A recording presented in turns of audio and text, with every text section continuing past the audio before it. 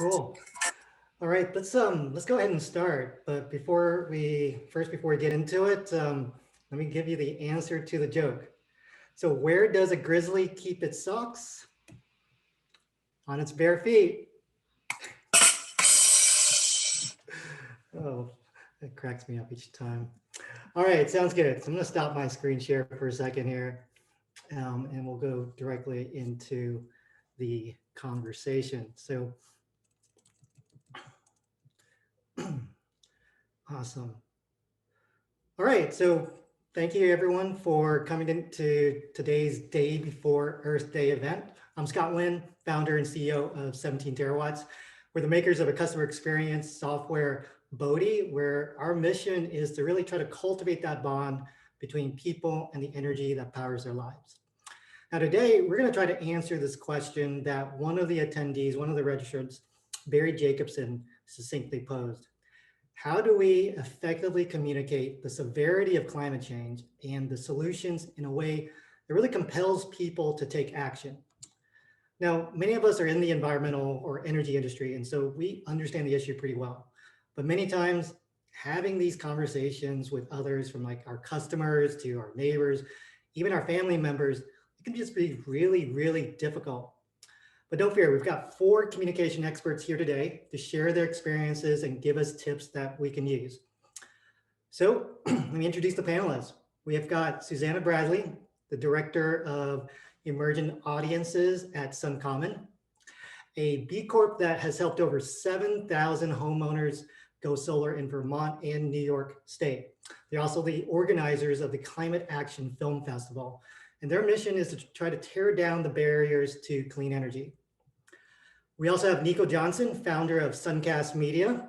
His podcast, Suncast, is downloaded more than 12,000 times per month by energy and clean tech professionals seeking insight into how to grow their personal and professional skills in business. Next is Brooke, the VP of US campaigns at RARE. Now, RARE is a nonprofit that trains local leaders to run Pride campaigns that employs proven social science methods to inspire people to adopt conservation solutions. RARE has already conducted over 250 campaigns in more than 50 countries worldwide. And last but not least, we've got Carter Lavin, Director of Membership at the California Solar and Storage Association, also known as CALSA. So CALSA is California's largest clean energy business group with over 550 member companies. And they 620 members. How many now? Over 620 members now. 620. Congratulations on the Thank you. Newest members. And Carter, along with his team, tirelessly advocate for clean energy policies, including the current fight over net metering in California. And we'll hear more about that in our conversations. Now, if you'd like to get in touch with any of the panelists or myself, we're going to be posting their LinkedIn accounts in the chat box. All right. So if you have any questions for the panelists, just type it into the Q&A box. We've actually received quite a few of those questions already during registration. And in addition, for the second half of this panel, we're going to go and hop over to a second Zoom meeting where you will be able to speak directly with the panelists in their own breakout rooms. So I'll give you more details about that when the time comes. All right. So are we ready? So let's just kind of dive in. So I'm going to start with a slightly controversial topic here, a controversial story. So a friend of mine, who I will not name because of his statement, one day told me he didn't like Greta Thunberg. And that really caught me off guard. But he continued by pointing out that her statements like, "How dare you," really comes across like shaming, kind of like when a parent shames their kids. And generally for us parents, we know how that goes. So Nico, I want to try to start with you here, since you're a parent and awesome at that. The flip side of shame is hope. And you've been interviewed hundreds and hundreds of people, many of them entrepreneurs working in clean tech. Can you talk to the importance of messaging around hope in your show as opposed to shaming? Yeah, Scott, thank you. I appreciate the question, also the perspective, and I just want to say hello to everyone. Our friend Carter, it's good to see you, friend, looking good. Thanks for the invitation to be here, and also thanks for everyone who's taking the time to join us you're giving us the only non-renewable resource you've got, and that's your time. You know, I've got a friend, Ingmar Rinshog. He was just featured on our show, and he is actually good friends with Greta, and he's credited with having launched Greta to international fame. And he started an organization that is called We Don't Have Time, and I just love that organization. In fact, tomorrow he's got a whole day on Earth Day, you know, talking about how we don't have time. We're in a race to zero. And the messaging that I see around hope is specifically those entrepreneurs who understand that we don't have time to put down those around us, that everything is about raising the tide. I like to say that if a rising tide raises boats, I like to rise the tide and let my friends like Carter drive the boats. I think that you're doing a great job with that as well at 17 terawatts.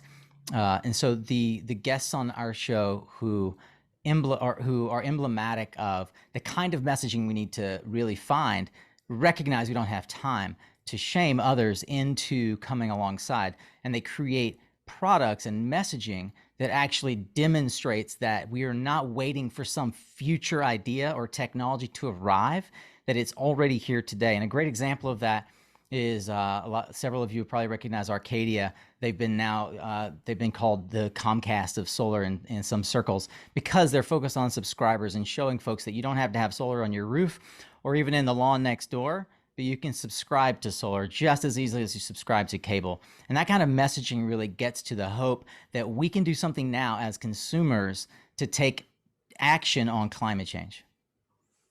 Yeah, thanks, Nico. That's a really interesting point. And so taking action, and Susannah, you know, we've talked about it, and you guys have really kind of embodied this. All the best marketing is storytelling.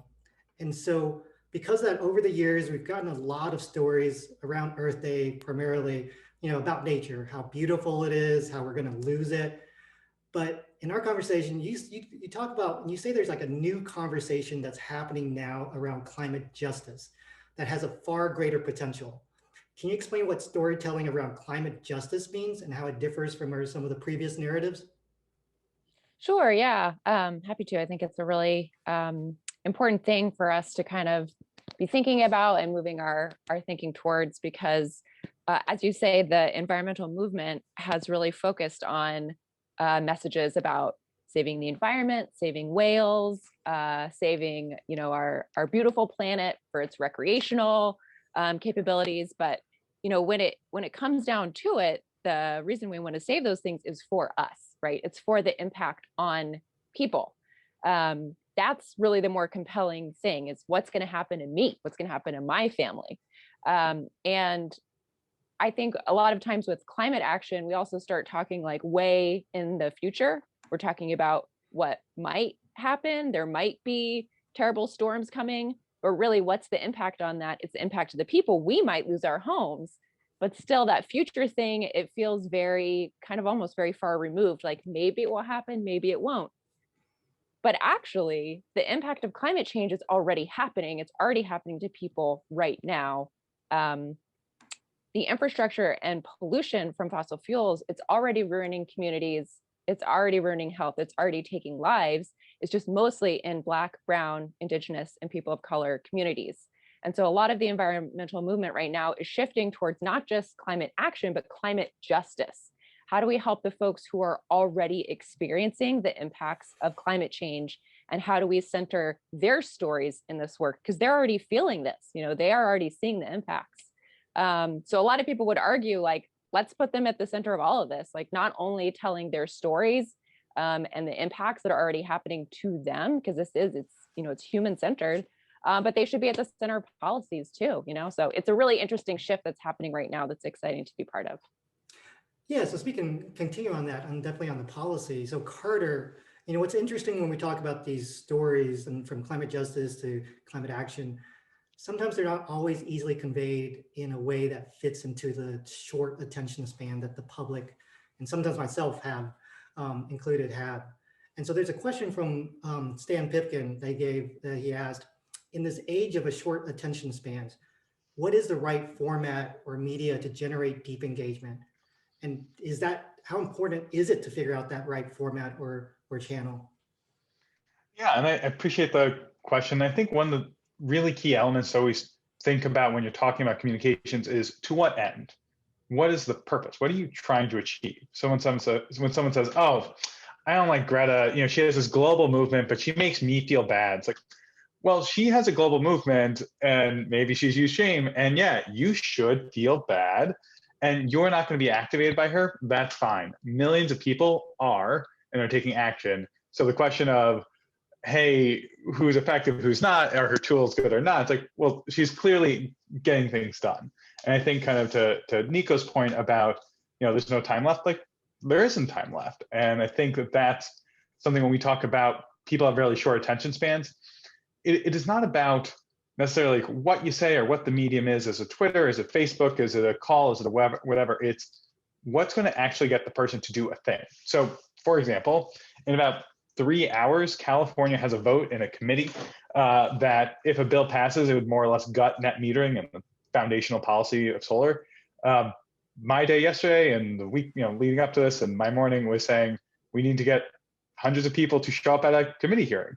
What's the best way of doing it? And I texted people, called people, emailed them, do all sorts of stuff. And some people are going to say, hey, don't text me, call me. I have 20 questions. And it's like, okay, and I have to think, is going through those 20 questions required? Or is it going to be easier to get 3 other people who will just say, oh, Carter's saying this thing's bad. I trust Carter on a bad thing. I'll call in. And I think it's always so important for people in the comms section of comms world to really remember that you're trying to enact action. The goal isn't just to have a person feel a way or think a way, it's to do something. So what are you trying to get them to do? Yeah, thanks. Hey, Brooke, what's your take on Stan's question? Can you give us an example of where is awareness campaigns that, like one example where it was successful, where previous efforts failed? Sure, I can give you an example, a couple of things. One, I wouldn't frame it as an awareness campaign. We try not to think of it just as awareness for the sake of awareness, but actually like, what is it going to take to change behavior? Specific to the question, Stan's question, not yours as much, sorry, going off script. Americans actually believe in climate change at a pretty high rate now. It's up to 72% that believe in climate change. Over half, I think it's 55% and growing, are fully alarmed and concerned. So I think there's a shift going on. I mean, that's what we're finding, is that there's a shift going on from talking about climate and trying to convince people that climate is real to really trying to explain to people what they need to do about it. Because in our research, we've found that people don't actually know what to do. Over half say they want to do something about climate change, but when we ask them, okay, well, what should you do? They go, recycling. And like, that's all they've got. They don't know. And it's shocking that they don't have a good grasp of the relative impact of going solar or using renewable energy or driving an EV as compared to recycling, but they don't. And so really that's the work we're getting into with our Make It Personal campaign, is trying to help, have these aha moments to raise all boats and get these people adopting more frequently instead of kind of resting on their laurels that they're kind of thinking they're doing the right thing. Yeah, so that stat you gave, like 72 people believe in climate change. I mean, I think that's maybe the conventional wisdom that it is not the case. And so one of the questions that we've got, maybe Nico, if you want to try to address this, one of the questions we received from Derek Bowen, which I think is probably on most people's mind, is how do you communicate with an audience that is so polarized that each side demonizes the other? I would love to take a stab at that. I think that there are some folks here who are pretty daily working on bridging that gap. But what I see from sort of my vantage point is that we have to move from a narrative that's us versus them. And we see this a lot just within the energy sphere, right? Folks look at, we'll call it traditional fossil fuels, and they are them. And we in the renewable energy business are us, right? Within climate, we're still a very small part. Like air conditioning, frankly, will make a bigger dent than renewables will if we just focused on it. I happen to be focused really intently on renewables. One of the things that and Robert Cross actually mentioned this in previous conversation that I've had with him. I think he mentioned it in a comment here, that visual tools really do help both. I mean, and Greta utilizes this, showing folks the immensity of the mountain that we've got to climb. Helps to catalyze action. It helps to rally folks into action and recognize this whole. I mean, the race to zero thing, Mars, I mentioned before, like is a call to arms to say, like, we've got. They have a countdown timer showing when we're going to get to the moment where we can't do anything to actually reverse climate change. These sort of visual tools help to engage the parasympathetic system to actually recognize that I have a role in taking change and taking action here. And you and I, Scott, have talked about there's a human capital side to all of the transition that we are engaged in. And so we could talk about it as people are losing their jobs, or we can talk about it as, hey, as industry, the energy industry, we need to transition jobs as well as energy infrastructure. And I think that's an unspoken need, opportunity, and even pain point in our industry, where we can challenge the status quo, even in our renewable energy industry, about the them over in oil and gas not being qualified to be in renewable energy, right? And do what we see in West Virginia, retraining an entire generation of coal miners to work in the renewable energy field. And I think that there's just such an opportunity here that we have to embrace, creating this visual representation of what we can accomplish. Does anyone on the panel have another want to follow up with that on that specific question about the polarization and demonization of the other side? Yeah, it's a super interesting question because we've done some research on it, and it's one more reason why we think the best thing to do here is to stop talking so much about climate change and start talking about what you can do. When we actually do studies on the individual behaviors that we're focused on, and renewable energy is one of them, it turns out that, sorry, my dog's just, it turns out that the driver isn't necessarily your belief in politics. It's not correlated to which political party you vote for. It's not correlated to even your belief in climate change. The real driver, the actual factor, is if you know other people that already have solar panels. It's if you know other people that are doing these behaviors. And so really that idea of talking about the behaviors and talking about the actions that you can take has so much power to not just help people understand what to do, but also to help them get past the political noise about it. Because if you can see the benefit, or you can understand somebody who's gone through making one of these changes, it really transcends politics. Yeah. And so just a reminder for the panelists, if for the audience, if you have a question for the panelists, just type it into the Q&A box. Was there, Carter, did you have a? Yeah, I think one thing when we talk about like us versus them and polarization, I mean, so one, I live in Oakland, California. We have a ranked choice voting system set up, which there's just different ways of having political infrastructure set up that does actually make it so you're like, look, you might not like me, you might like my opponent, but can you like me a little bit? Like, there are different structural changes to do this. There's a reason why European politics and American politics are different. Stuff around parliaments and things like that matter. But I think also to the point of polarization, I think one thing that I see, so of our 625 members, we have people all across the political spectrum as members. Like, there's a lot of members who are Trump supporters, a lot of members who are not Trump supporters. We have members who think we have people who go up on roofs every single day and install solar arrays, and they think climate change is totally made up. There's people all over the spot. And at the end of the day, what we all agree is installing solar should be a lot easier. Permitting should be a lot easier. Net metering should be protected.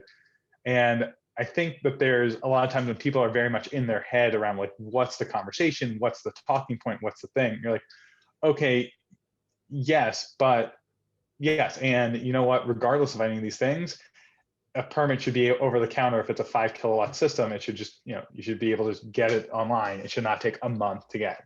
And people are like, yeah, I want that regardless. And I think a thing about climate messaging and then messaging in general is you don't talk about, it's good to talk about the values, but you want to talk about what people actually get.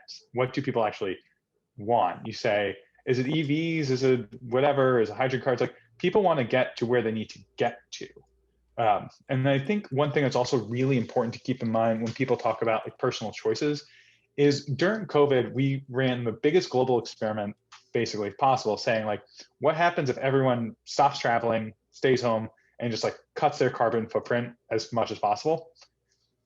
And emissions went down about, I forgot, it was like 17% or something, but they didn't go down nearly enough to what they are doing, of what they need to do. And I think that's a really important reminder that like, yes, there's stuff that we as individuals can do, but political and collective action is the way that we really unlock this. That I think when we talk about shame, one thing that I tend to really dislike about a lot of like, well, recycle more, green footprint is like, it's messaging that makes you ashamed to exist.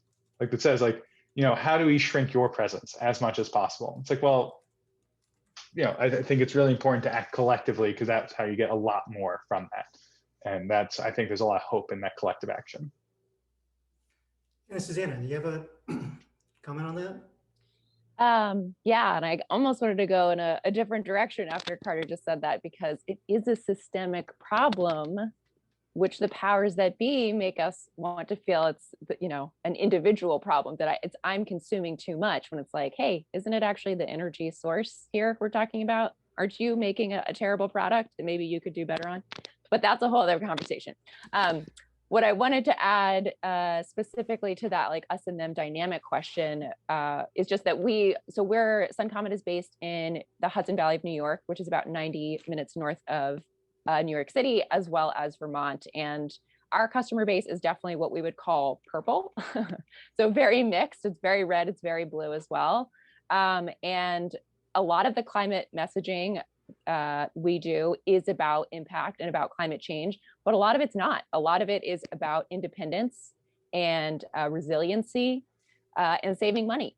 And I know that's very specific to solar, so it's not, broadly across renewable energy and climate change, but certainly for our customers, there's a huge section of folks who are more conservative who aren't as moved by the climate message, but they are certainly moved by the other benefits, like you're referencing, Carter, which are, saving money and being more independent. Having your own power station in your backyard is cool.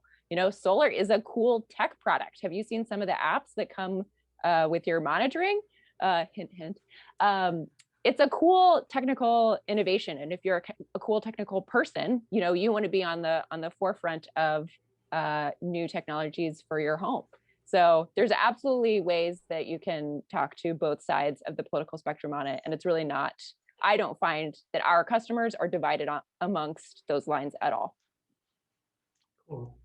Thanks, Susannah. So, and I know that Brooke's answering Nisha Desai's question live right now because he had a question about some of the 72% stats.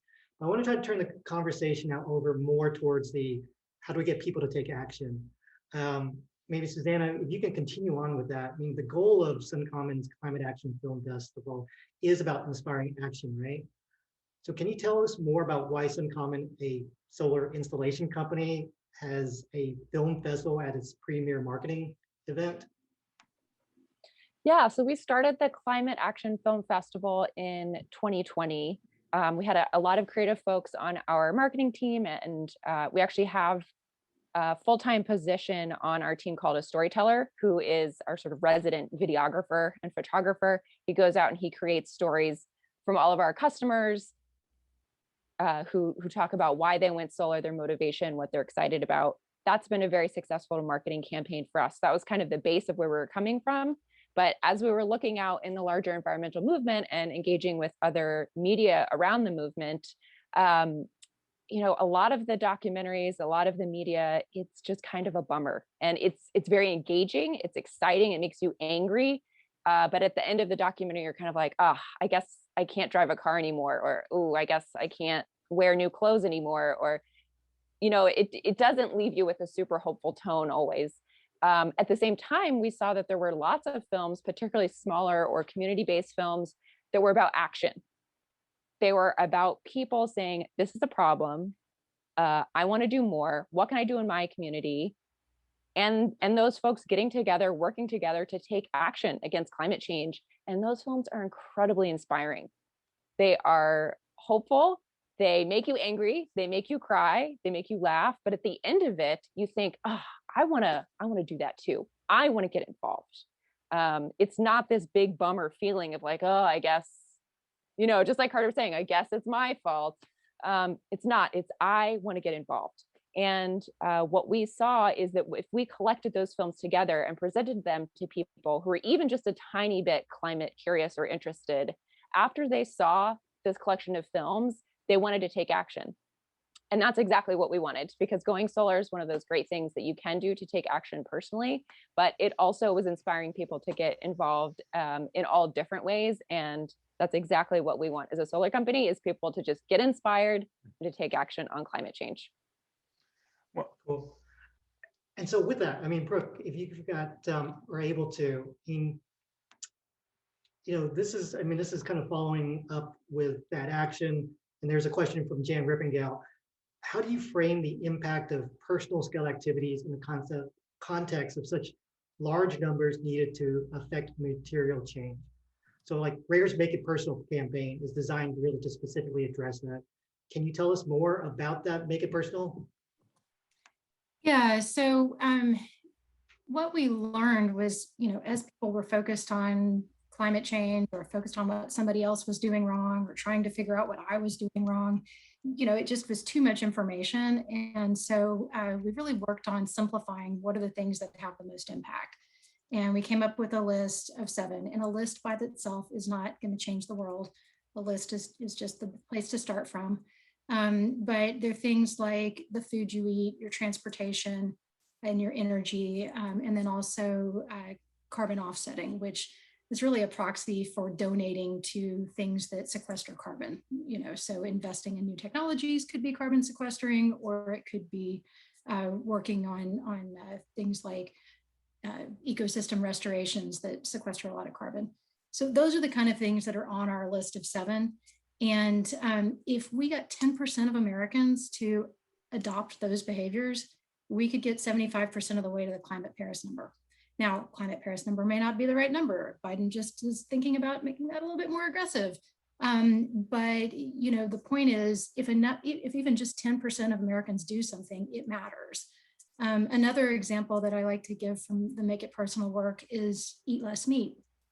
I know a lot of people are like, I don't want to go vegan. I'm like, gotcha, I don't either. I'm from Texas. I eat meat. I'm down with it. But, like the medical community says that Americans eat 6 times too much meat. Okay, that's a problem. We're seeing it in our health. That's a huge issue. And so when you reframe it and say, well, gosh, did you know that 1 cheeseburger is the same amount of carbon impact as leaving your car running for over an hour? People are like, oh. So like, I wouldn't leave my car running for over an hour, but maybe I should pay attention to not just eating cheeseburgers every meal for 6 days a week. So those are the kind of things that you can make small steps and actually kind of help people get that kind of thinking that like, small steps do add up. Cool. Yeah, thanks. So we've got a question from the audience, and this is from Pradeep, and I think this is back to you, Susannah. And so his question is, how did you get folks to see the film? So I've got that one question, but then I want to have a follow-up to that I'll add on, which is, after those your attendees of the film festival saw the films, can you share us any examples of actions people have taken that were inspired by the film festival? Sure, yeah. So the last year in 2020, we had the film festival just before all the pandemic changes happened. So we were able to actually have a physical event, and we rented out theaters in both of our regions, and we held a real film festival. So folks saw the films by coming to the theater. This year it was an online event. So of course we did lots of promotion, and Vimeo has a special setup where you can kind of host your own screening. It's similar to Zoom, but it's not quite as interactive. It's meant to be more just like a viewing experience. So we used their tool and we broadcast the film festival. There was a couple of different nights. It was over 2 weeks, and we had different speakers, and it was a really fun event. Actually, if anybody's interested in the content or just checking it out, we are going to be doing an encore screening this weekend for Earth Day. So Thursday, so tomorrow through the weekend. If you go to climateactionfilmfestival.com, you can watch an encore presentation, which was a few of our favorite short films, as well as some snippets from the interviews that we did. Go check it out. It's very inspiring. And Scott, to your question about concrete actions, of course, one of the biggest actions was people going solar, preferably with us, of course. That is one of the biggest business takeaways of the project for SunCommon. It does inspire people to actually stop delaying and go solar. It's also very effective at getting people off the fence. So if people had contacted us and we're kind of in the sales process already, when they see the film festival, it helps them get off the fence. Just say, okay, I'm just going to do it. I'm going to go for it. So those are two big results. We also hear anecdotally and from the surveys that we send out to attendees that people get more involved in their communities. This one woman, Joanne, contacted us and said, thank you so much for putting it on. It inspired me so much that I've decided to put on a workshop, a Zoom workshop with the Chittenden County Food Resource Group about composting and making your kitchen a more sustainable place. She's a nutritionist and a food educator. So it inspired her to take her knowledge, go back into her community and make an impact at the community level, which is just so heartening and inspiring to see that our festival could help other people get involved that way. Thanks, Susanna. Hey, so Nico, I want to hop back to you here. And I think maybe this will go back to one of the comments that Susanna made. You know, many people tend to think about solutions to climate change as a zero-sum game. So like you're making a terrible product, et cetera. Where do you see that we're getting our messaging wrong in terms of that, and then potentially even attracting the right talent and partners to this clean energy revolution? Yeah, and I want to try to approach this without in any way shaming what Susannah said, because I believe as a solar warrior that oil as a generation technology, an energy generation technology, is an absolutely terrible product, but it served a really great purpose. What I often see is that because we look at a problem through our particular lens, in SunCommon's case, and even in my case, for most of my career, that is, we want to transition the world off of using dinosaur bones to power the lights in our house. And we think that that's a terrible way to do it. So we champion solar technology. However, it often happens that the petrochemical industry, which is the broader industry that actually gave rise to utilizing oil as a generating technology, gives me the watch band on mine and many of your Apple Watches. It gives me the foam that allows you to not hear my plosives as I'm talking into this microphone. It even gives you the housing around the camera that allows me to transmit this technology to you right now. So we actually can often throw the baby out with the bathwater by saying, oh, oil is bad, for example, instead of realizing that just like you or I, many people went into the petrochemical industry as petrochemical engineers, geological engineers, yourself included, as I recall, Scott, that wanted nothing more than to find a career that would give them 30 plus years, in many cases, the old dream of 50 years in a Rolex,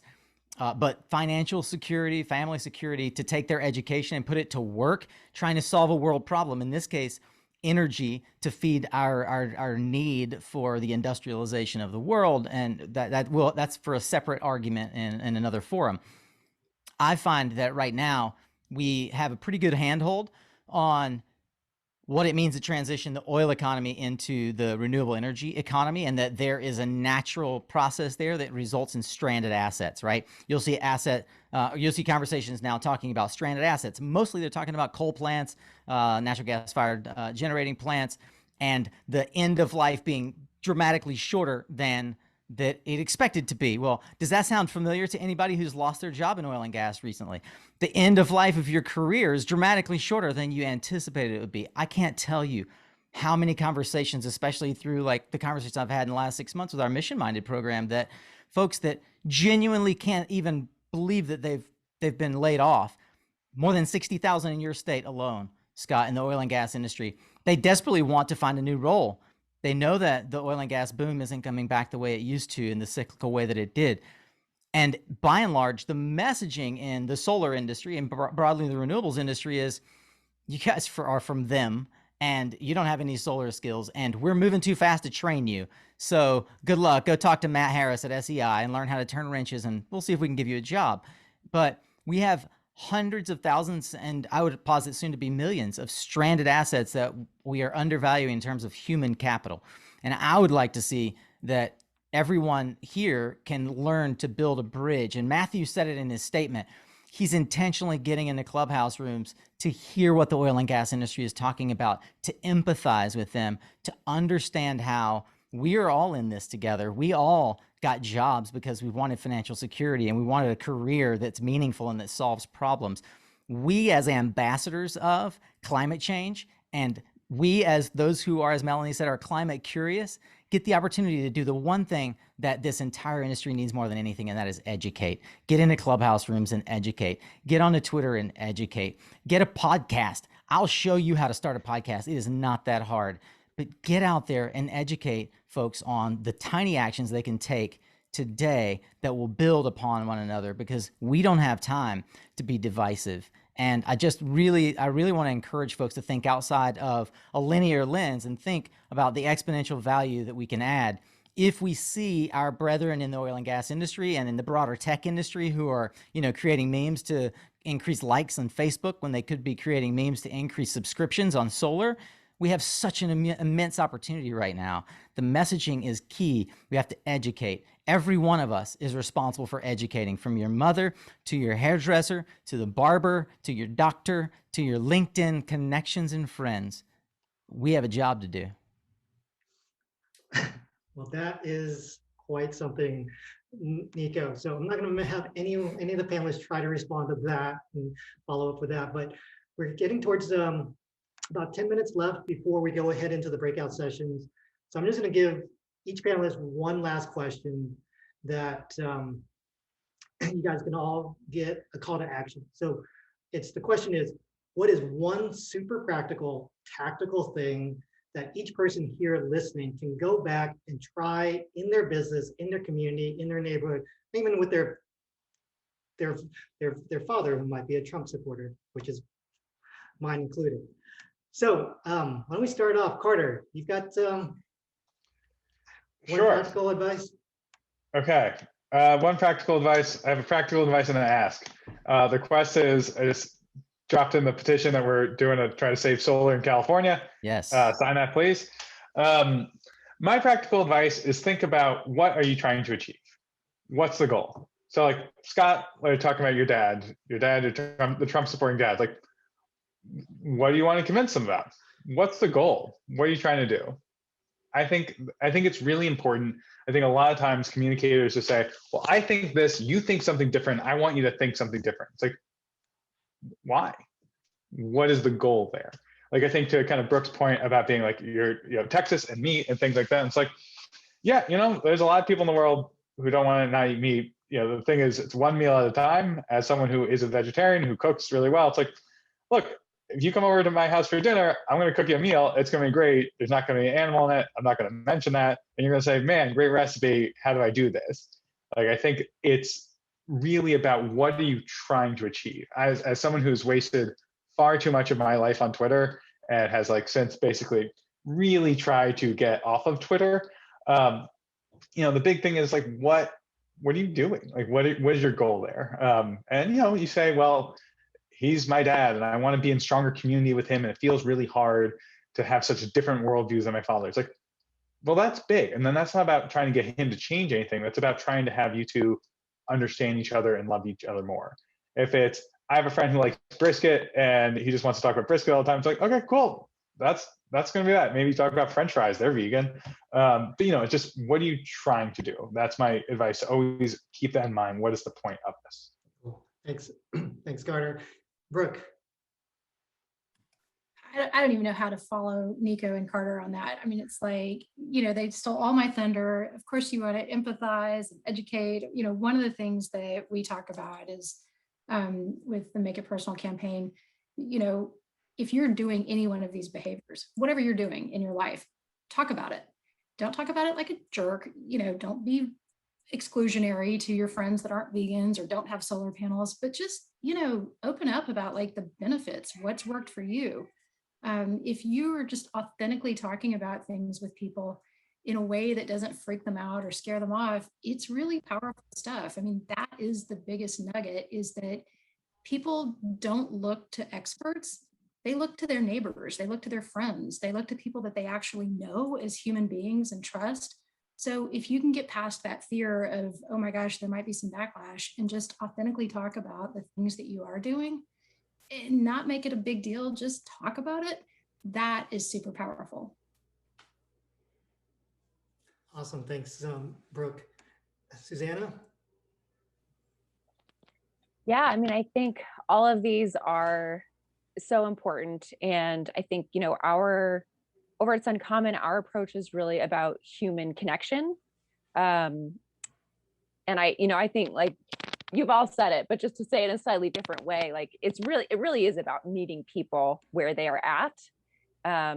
I don't know that anytime you're trying to change someone's heart or mind about something, particularly something that is divisive, your righteousness doesn't really have a big place in the conversation. Like, if you feel like I'm right and that's why you should do it, not going to be super convincing. It really is about meeting people where they're at, finding out what little nugget you can possibly connect in their interest, in their heart, and their mind with the work that you are doing. For us, that really has been sharing people's stories and sharing the impact of climate change. If you hear about somebody falling down, it's harder to say, yeah, let's fix that big hole in the road. But if you actually see it happening in front of you, it's a little bit easier to go, oof, I saw that hurt, let's fix that. So for us, it really is about telling the stories and connecting that way. So if you don't know any stories of climate impact, go out and look for them, listen to them, hear them, pass them on to other folks. And yeah, just as Brooke was saying, the most convincing people in your life are the people that are closest to you. So I'm from Texas too. I have a lot of hard conversations with my relatives as well. And I think those are probably some of the biggest impacts we can have. What's your sphere of influence? Work there. Like, it's your family, it's your friends, it's your workplace, it's your town. Just get involved, get involved and meet people where they're at. Thanks, Susannah. And Nico? Well, I want to say that I love the common thread that you have to take personal action, and that it really does. You have to step up. I have said from the platform of Suncast, on behalf of Khalsa and Sia and others, you have to reach out to your legislators and let them know how important this is to you. So I would be remiss to not further support Carter in that, because I just can't overemphasize the amount of influence we actually have, and that few of us take in our civic duty to ensure that we're building political frameworks that undergird the policy that is going to support the future we want to see.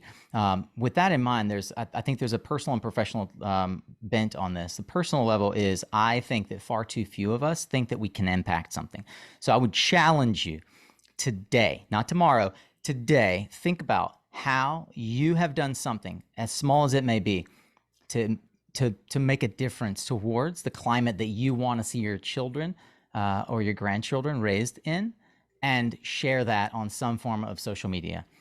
That is one small action that you can take, and it is meaningful, because writing and expressing your opinion is a muscle. And the more you do it, the closer you get to educating folks around you by just being who you are and sharing that with others, and not being afraid that you're going to be judged in some way because you have an opinion. Guess what? We all have them. It's like other body parts.